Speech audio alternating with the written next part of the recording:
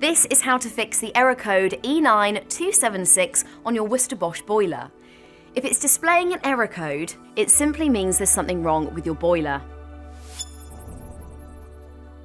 With the Greenstar I-System boiler, this problem is likely triggered by the primary flow temperature exceeding 95 degrees Celsius.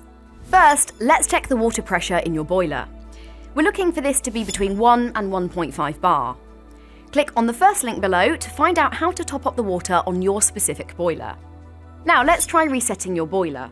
If the error is still showing after you've pressed reset, then we'll need to look a little deeper, and this isn't something you can fix here. For more advice or to arrange a visit straight away from one of our Gas Safe Registered engineers, just click the Get in Touch link below. If the error code is no longer showing, it may still be worth looking at the root cause. If you haven't had a service in the last 12 months, then we would advise booking a visit through the link below, as this may help to identify the original issue and avoid any further damage to your boiler.